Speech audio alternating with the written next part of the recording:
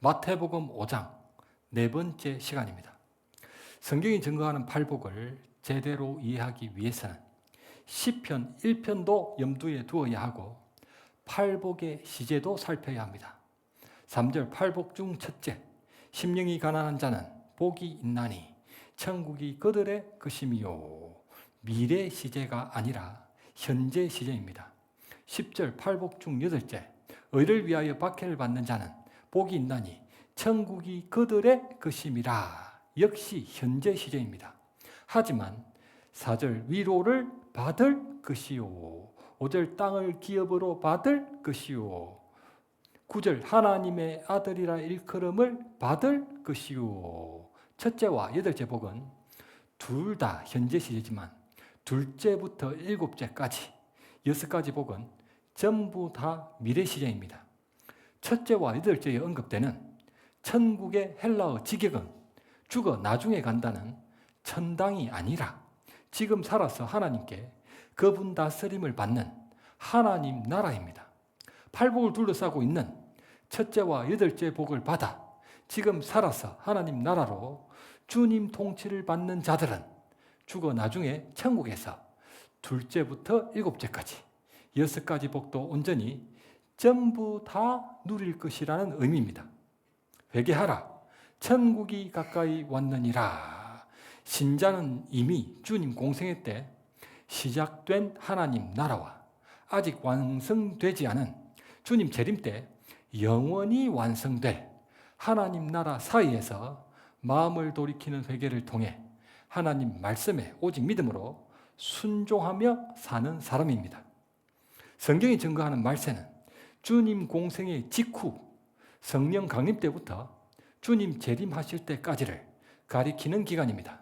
따라서 언제라도 지구에 종말이 닥친다 해도 전혀 이상하지 않을 지금이 바로 성경이 증거하는 말세입니다. 말세는 주님 공생의 직후부터 주님 재림 사이 기간이고 하나님 나라는 주님 공생의 시작부터 주님 재림 이후 영원히 완성되는 기간입니다. 놀랍습니다. 주님 공생의 시작부터 주님 재림 이후 영원히 완성되는 하나님 나라의 기간이 주님 공생의 직후부터 주님 재림까지의 말세 기간을 완벽하게 둘러싸고 있다는 것입니다. 마음을 돌이켜 회개함으로써 팔복 중 첫째와 여덟째 복을 받아 지금 살아서 하나님 나라로 통치를 받는 신자는 하나님이 절대 홀로 내버려 두지 않으시기 때문에 말세를 통과하는 중이라도 단 한 명도 실족하지 않으면 죽어 나중에 천당에서 마침내 완성되는 6가지 복도 다 온전히 누리게 됩니다. 그것이 바로 주님이 선포하신 하나님 나라 복음입니다. 오늘 본문 5절입니다.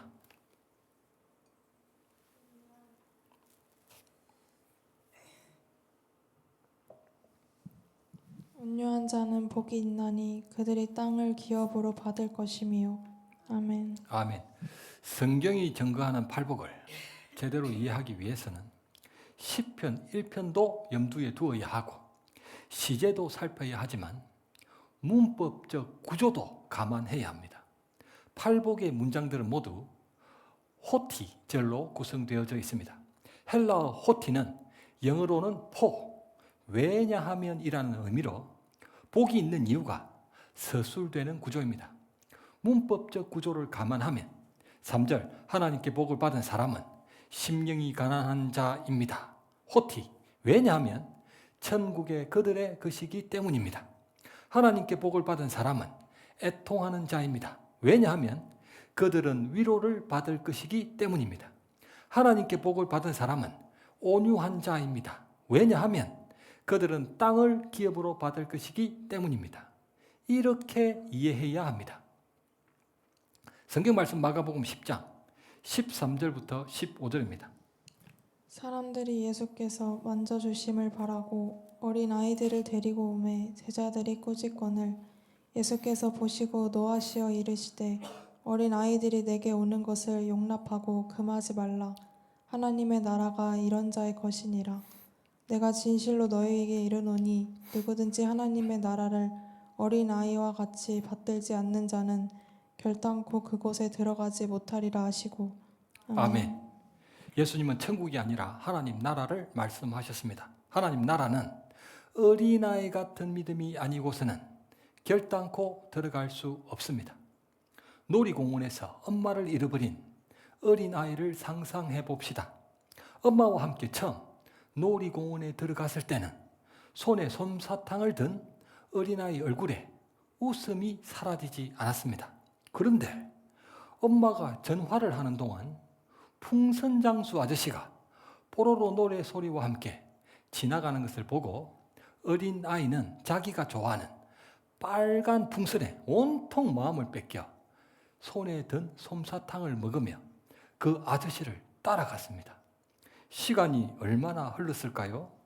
아저씨가 풍선을 다 팔고 눈앞에서 사라지고 나서야 그 어린아이는 엄마가 자신 곁에 없다는 것을 알아차리고 울기 시작했습니다.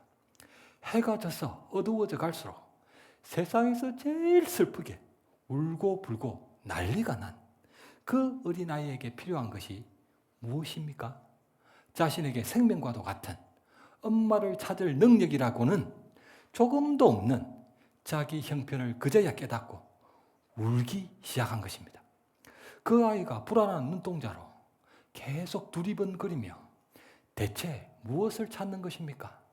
어린아이는 자기 자신이 엄마를 찾기 위해 할 수 있는 일이 아무것도 없다는 것을 깨닫는 순간 우는 것밖에 그 아이가 할 수 있는 일이라고는 아무것도 없습니다. 공원 관리 직원들이 솜사탕을 입에 물려주고 빨강 풍선을 손에 들려줘도 그 어린아이의 애통한 울음을 그치게 하는 것은 불가능합니다. 아마 그 상황은 그 아이가 이 땅에서 경험할 수 있는 유일한 지옥일 것입니다. 지옥에 떨어진 것 같은 그 어린아이에게 정말 필요한 것이 무엇입니까? 5절 온유한 자는 복이 있나니 그들이 땅을 기업으로 받을 것이며. 문법적 구조를 감안하면 하나님께 복을 받은 사람은 온유한 자입니다. 호티. 왜냐하면 그들은 땅을 기업으로 받을 것이기 때문입니다. 세상에서는 땅을 소유하기 위해서는 돈이 아주 많거나 부동산 정보에 민감하거나 최소한 땅 따먹기 놀이라도 잘 해야 하지만 주님은 온유한 자가 땅을 기업으로 받을 것이라고 말씀하셨습니다. 당신은 로마 가이사에게 이스라엘의 주권과 가나안 땅을 빼앗겨 고통받으며 살았기 때문에 유대인들로서는 도무지 이해할 수 없는 말씀이었습니다. 로마에게서 땅을 되찾기 위해서는 고분고분하게 구는 온유한 태도보다는 민족의 영웅 모세처럼 출애굽 같은 혁명을 일으켜 이집트를 이길 수 있을 만큼 국력을 길러야 한다고 말씀하셨어야 했습니다. 온유라는 프라우스는 다스림을 받는 상태라는 의미로 조련사가 야생마를 채찍과 당근으로 훈련시켜 길들여지고 훈련된 말을 가리킬 때 사용되기도 합니다. 성격이나 부드러운 태도를 의미하는 인간적인 온유와는 달리 하나님의 훈련을 통해 주님께 다스려져 통제되는 힘과 능력을 의미합니다. 성경 말씀 민수기 12장 1절부터 3절입니다. 모세가 구스 여자를 취하였더니 그 구스 여자를 취하였으므로 미리암과 아론이 모세를 비방하니라. 그들이 이르되 여호와께서 모세와만 말씀하셨느냐 우리와도 말씀하지 아니하셨느냐 하매 여호와께서 이 말을 들으셨더라. 이 사람 모세는 온유함이 지면의 모든 사람보다 더하더라. 아멘. 아멘. 이 사람 모세는 온유함이 지면의 모든 사람보다 더하더라. 모세가 성경에 언급되는 온유함의 모델 중 하나입니다. 사건의 시작은 모세가 구스 여자를 아내로 취한 것부터였습니다. 구스는 아프리카 동부에 있는 이디오피아의 옛 이름이기 때문에 모세가 흑인 여성을 자기 아내로 삼았던 것 같습니다. 학자들은 모세가 이집트에서 동족을 박해하는 이집트 사람을 쳐 죽여 모래 속에 감추고 도망했던 미디안 광야에서 아내로 만났던 르우엘의 딸 십보라가 세상을 떠난 이후에 새로 아내로 맞이했던 여인이 구스 여자였을 것이라고 추정합니다.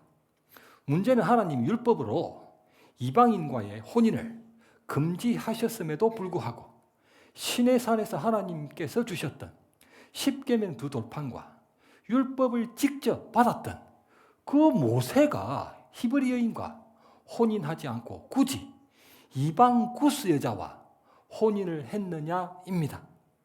아브라함은 이방 여인을 며느리로 보지 않기 위해 고향으로까지 종 엘리에셀을 보내기도 했습니다. 모세는 이스라엘 백성들에게 율법을 가르치면서 그 율법에 순종할 것을 강조해야 하고 순종하지 않을 경우에는 강요라도 해야 할 입장이었는데 그가 모범을 보이기는커녕 율법을 범하는 행위를 했다는 것이 의문스럽기는 합니다. 죽었던 첫 아내도 히브리 여인이 아니라 이방 미디안 여인이었는데 재혼하는 아내마저 이방 구스 여자라는 것에 모세의 형 아론과 누이 미리암이 가만히 있을 리 없었습니다. 모세가 구스 여자를 취하였더니 그 구스 여자를 취하였으므로 미리암과 아론이 모세를 비방하니라. 그들이 이르되 여호와께서 모세와만 말씀하셨느냐 우리와도 말씀하지 아니하셨느냐 여호와께서 이 말을 들으셨더라.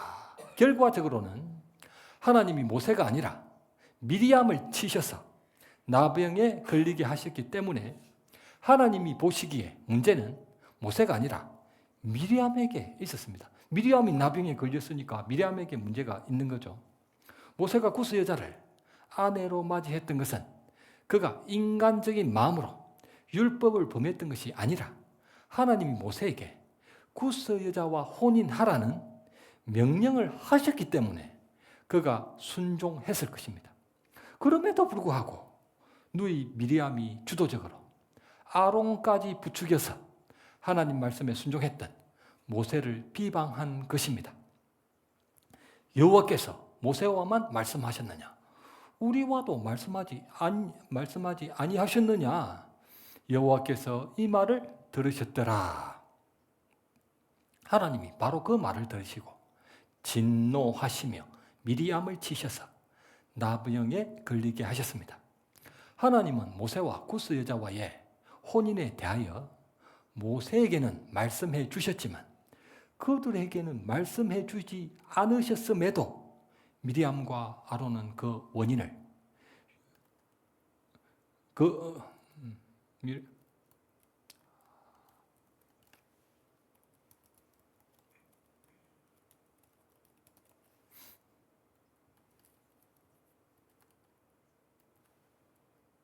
미리암과 아론은 모세가 율법을 범하는 것으로 판단했던 것입니다. 하나님 왜 그들에게 말씀하지 않으셨을까요? 그들에게 말씀해 주셨지만 자기 느낌과 생각대로 판단했을지도 모릅니다. 제6계명 살인하지 말라. 평소에는 절대로 살인하면 안 됩니다. 그러나 가나안 족속을 진멸하라. 특별 명령이 떨어질 때는 도무지 이해되지 않더라도 자기 생각과 느낌을 부인해야 합니다. 특별 명령이 떨어질 때는 자기 느낌과 생각을 부인하고 순종해야 합니다. 하나님이 명령하시면 살인이라도 해야 하고 거짓말이라도 해야 하며 이방인과의 혼인도 해야 합니다. 선과 악의 절대 기준이신 하나님 말씀이 선이며 순종하는 것이 선이기 때문입니다. 모세가 구스 여자와 혼인하라는 하나님 명령을 듣고 자기 귀를 의심하지 않을 수 없었을 것이고 주변 사람들도 의식되지 않을 수가 없었을 것입니다. 하나님께 여쭙고 하나님 이게 정말입니까? 또 여쭙고 다시 여쭈었을 것입니다. 그럼에도 불구하고 하나님의 명령이기 때문에 눈 딱 감고 순종했던 것입니다. 여호와께서 모세와만 말씀하셨느냐? 우리와도 말씀하지 않으셨느냐? 그들이 정말 그렇게 생각했다면 모세를 비방하기 이전에 하나님께 이게 무슨 뜻이냐고 여쭙는 것이 먼저였습니다. 성경 말씀 호세아서 1장 2절입니다. 여호와께서 처음 호세아에게 말씀하실 때 여호와께서 호세아에게 이르시되 너는 가서 음란한 여자를 맞이하여 음란한 자식들을 낳아라. 이 나라가 여호와를 떠나 크게 음란함이니라 하시니. 아멘. 아멘. 평소에는 절대로 음란한 여자를 맞이하여 음란한 자식들을 낳으면 안 됩니다. 불신자들도 하지 않는 부도덕한 짓입니다. 호세아가 그 명령을 듣고 자기 귀를 의심하지 않을 수가 없었을 것이고 주변 사람들도 의식되지 않을 수가 없었을 것입니다.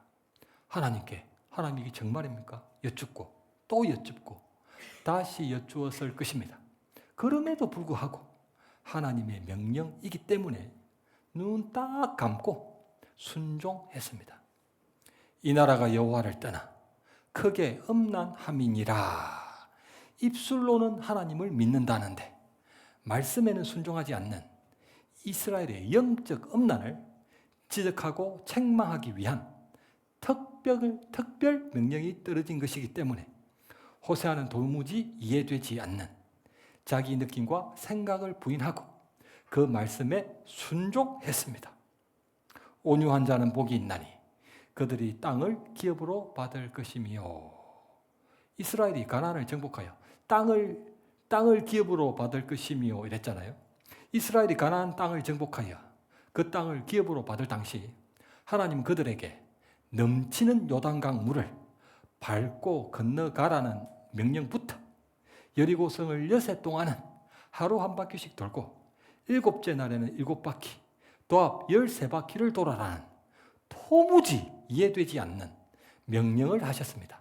그러나 그 말씀에 오직 믿음으로 순종했을 때 하나님은 정말로 그 땅을 이스라엘에게 기업으로 주셨습니다. 이 사람 모세는 온유함이 진면의 모든 사람보다 더하더라. 성경이 증거하는 온유는 하나님의 명확한 진리와 뜻에 대해 확신을 가지고 남들이 이해해 주지 않아도 때로는 억울하다고 해도 그분 뜻을 이루기 위해 순종하며 나아가는 것입니다. 주 예수 그리스도의 모형이 되는 모세가 구스 여자를 취한 것은 이방인들도 주 예수 그리스도의 신부가 될 것을 상징하는 의미일 것입니다. 그렇게 모세는 광야에서 40년 동안 자기 십자가를 지고 이스라엘과 동행하면서 하나님 말씀에 묵묵히 순종했습니다. 모세는 이집트에서 동족을 박해하는 이집트 사람을 쳐 죽일 정도로 혈기가 충만한 사람이었지만 광야 40년 내내 모든 것을 다 아시는 하나님께 맡겼던 것입니다. 하나님이 알아서 해주실 것이야 맡기고 순종만 했다는 거죠. 마치 십자가에 오르셨던 예수님처럼 말입니다. 온유라는 헬라어 프라우스는 다스림을 받는 상태라는 의미로 조련사가 야생마를 채찍과 당근으로 훈련시켜 길들여지고 훈련된 말을 가리킬 때 사용되기도 합니다. TV 한 다큐멘터리에 방영된 내용입니다. 너무 재밌어가지고 제가 이거를 받아 적었어요. 고대 유럽 왕국을 통치했던 왕들이 타는 말들이 어떻게 선정되는지를 소개하는 다큐멘터리였습니다. 세계에서 가장 좋은 말들이 사우디 아라비아에 있는데 그 프로그램에 의하면 세계에서 가장 좋은 말들이 사우디 아라비아에 있는데 왕이 타야 할 말을 고르기 위해 일단 주변에서 가장 좋아 보인다는 말들을 몇백 마리 모은다고 합니다. 가장 좋아 보이는 말 몇백 마리를 모은다고 합니다. 여러 선별 과정을 통해 그 수백 마리 중에 골라내고 골라내서 정말 뛰어나 보이는 말 10필 정도로 추린다고 합니다. 그 열필은 전부 다 어느 것 하나 빠지지 않는 말들입니다. 조련사는 그 열필의 말을 전부 엄청난 강도로 동일한 훈련을 시킵니다. 나라의 최고 권위자 왕이 타야 하기 때문입니다. 그러나 왕이 타는 말은 오직 한 마리. 왕은 오직 한 마리만 타잖아요. 그 열필 중 오직 한 마리. 왕이 타는 말이 되기 위한 마지막 시험을 거쳐야 합니다. 마지막 시험은 조련사가 휘슬을 삐 불면 그 자리에 즉시 서는 것입니다. 조련사가 휘슬을 불면 그 자리에 즉시 서는 것이 바로 마지막 시험이었습니다. 달리고 있다가도 휘슬 소리가 나면 그 자리에 즉시 멈춰야 하고, 먹이를 먹다가도 휘슬 소리가 나면 조금도 움직여서는 안 됩니다. 우수한 말 수백 마리가 탁월한 10마리로 줄여지는 조건은 빨리 달리는 것이었습니다. 그러나 그 탁월한 10마리가 유일한 한 마리로 줄여지는 조건은 삐 휘슬 소리가 났을 때 즉시 멈출 수 있느냐입니다.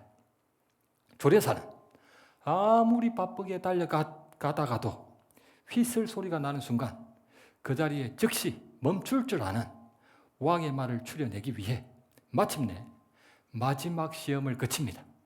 그 열필을 척박한 사막에 사흘 동안 그냥 풀어놓는데 먹을 것이 없기 때문에 그들은 아침 이슬로 간신히 목만 축인다고 합니다.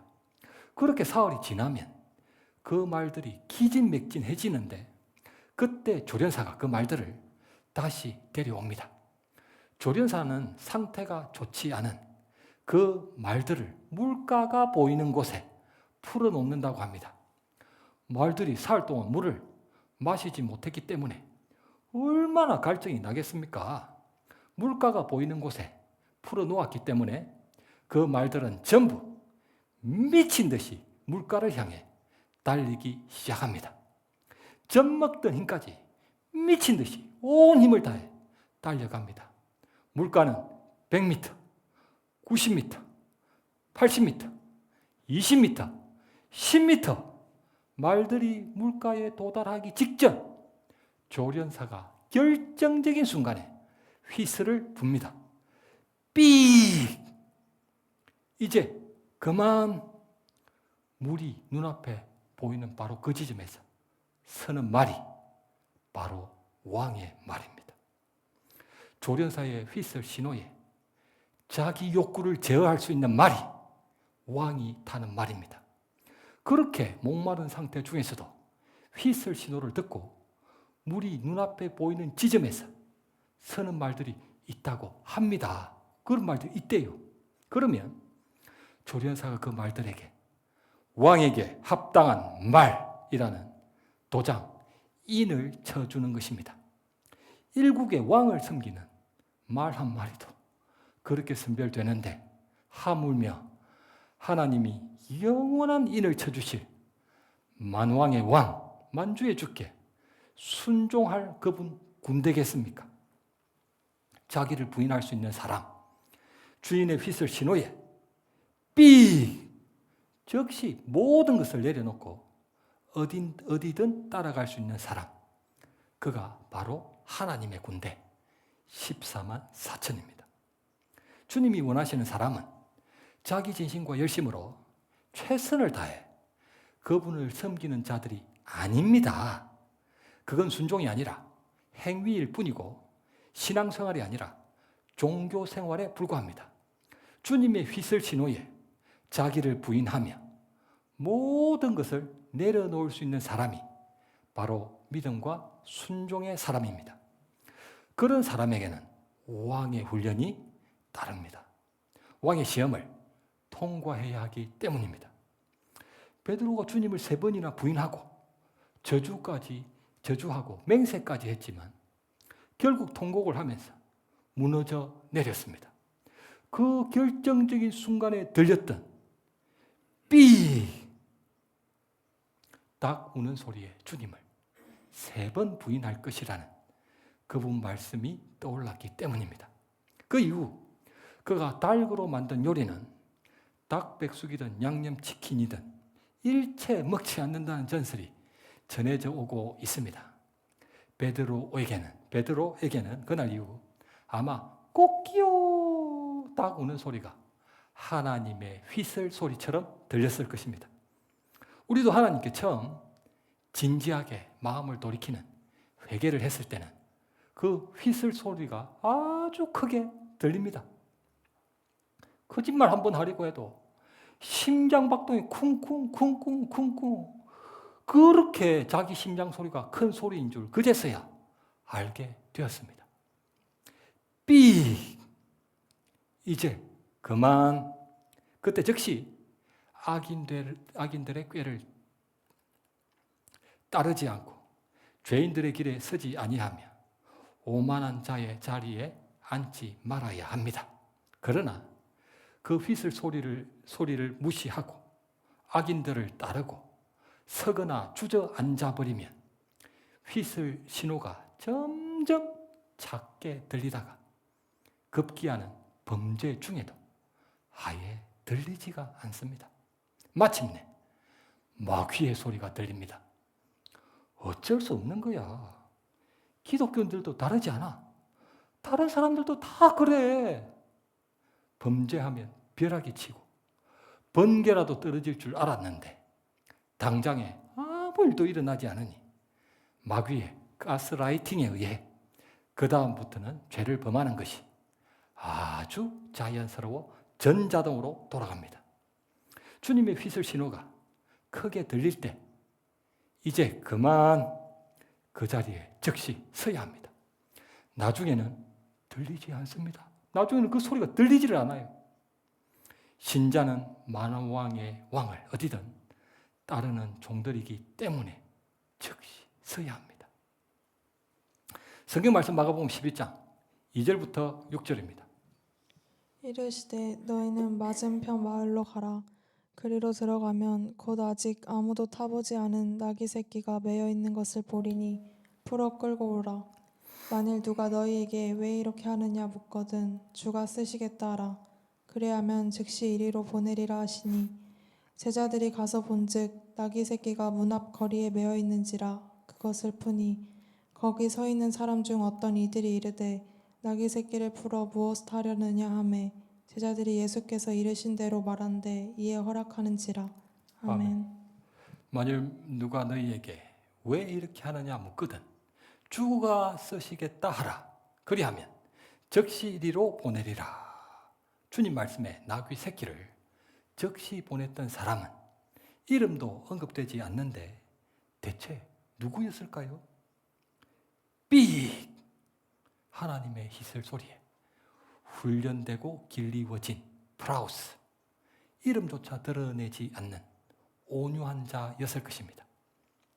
주가 쓰시겠다 하라. 그 나귀 새끼 주인은 주님이 온 세상을 구원하시려고 십자가를 지시기 위해 예루살렘으로 입성하실 때 결정적인 그 한순간을 위해 평생토록 훈련되고 준비된 주님의 종이었습니다. 지극히 작은 것에 충성된 자는 큰 것에도 충성되고 지극히 작은 것에 불의한 자는 큰 것에도 불의하느니라.